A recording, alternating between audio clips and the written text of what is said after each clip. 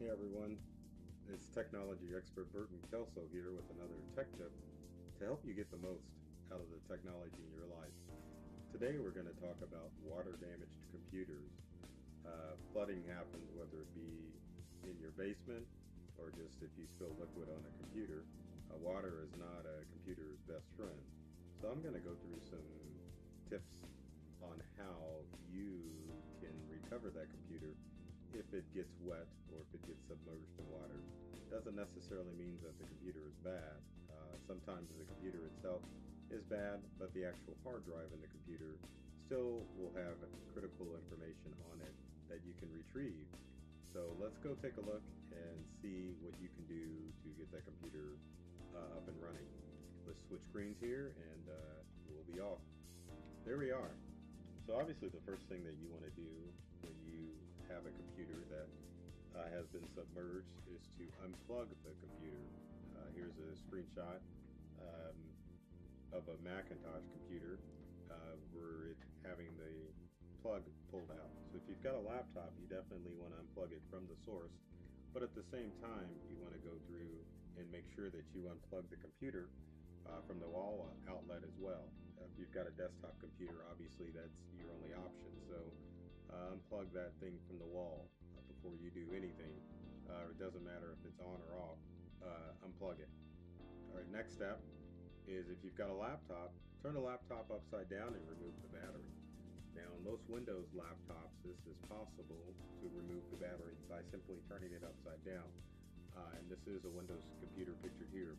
But if you've got a Macintosh computer, it's going to take a little bit of know-how in order to unscrew the bottom of the Macintosh in order to get into the battery, which is sealed up inside. Now, if you aren't comfortable or don't have the tools to undo the bottom from the Macintosh, you definitely need to get a hold of us at Integral or your favorite computer technology expert. Next, if you've got a desktop computer, you definitely want to open it up. Same thing with a laptop computer as far as getting to the component, which is the hard drive, which is pictured right here. After you have your desktop computer open, then you can remove the hard drive. The hard drive is the device inside the computer that has these two cables attached to it.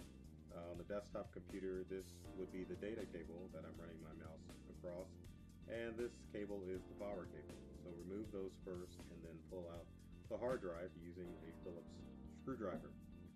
Same thing on a laptop, whether it be a Macintosh or a Windows laptop, you definitely want to take the hard drive out from the computer because it's got your sensitive information on it, and it's possible to retrieve that data from that hard drive if the computer itself does not power back on after getting water damage.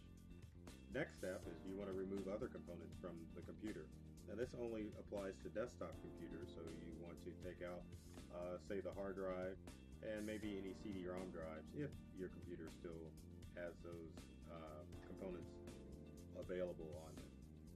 Your next step is any external hardware that's connected to your desktop or laptop computer, any mice, wireless adapters, memory cards, any of those external items you definitely want to remove from your laptop or desktop computer before you take the next step. After that, you want to wipe up any obvious liquid that is on the computer. So obviously with a laptop, you want to go through and wipe it dry. Same thing with your desktop computer. Just take a regular old towel and wipe that thing dry. Make sure that there's no water on that laptop or desktop. Next, if you've got a laptop, open that laptop as wide as possible and set it face down on a towel.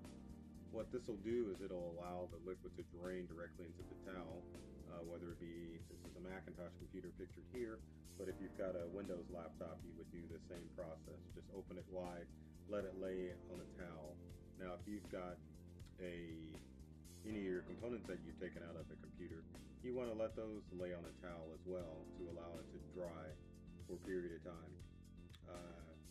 So once you get your items on your towel and get your computer dismantled, you want to wait a few days for it to dry out.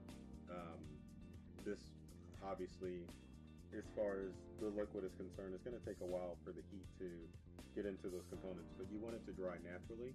You don't want to take a heat dryer or anything like that to force it dry, because it will um, it will ruin those components inside the computer.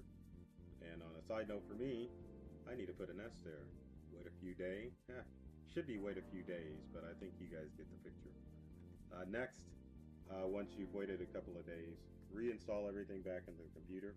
You can plug in the hard drive in. You can put the battery back into the computer, and then once you get everything installed back on the computer, turn the computer back on.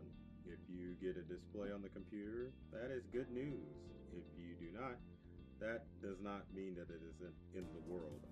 As I stated earlier, with the computer hard drive, you can definitely connect that to another computer to attempt to retrieve any important data that you may have installed on that computer. So it sucks that if your computer doesn't dry out, or if it's ruined after sitting in water for too long, that you're not able to turn the computer back on. But obviously with most computers, the most important thing is data.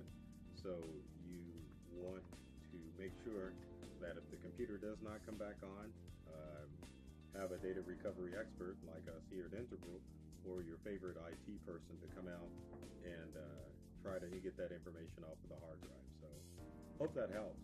It always sucks to get information wet as far as your computer or laptop or desktop or any electronic component, but it does not always mean that it's the end of the world. If you take the right precautions as far as your device is concerned, you can definitely attempt to try to recover your laptop or desktop computer. So there you have it. As always, if you've got comments or questions about this tech tip, leave them in the comment section below. You can check out more great tech tip videos like this one at our YouTube channel at Integral. There's also tech tip videos at my YouTube channel at Burton, Kelso. We're all over social media too, so check us out there on Facebook, LinkedIn, Instagram, Pinterest, and Twitter. And as always, take care of yourselves and do many things to make you smile. And thanks for watching.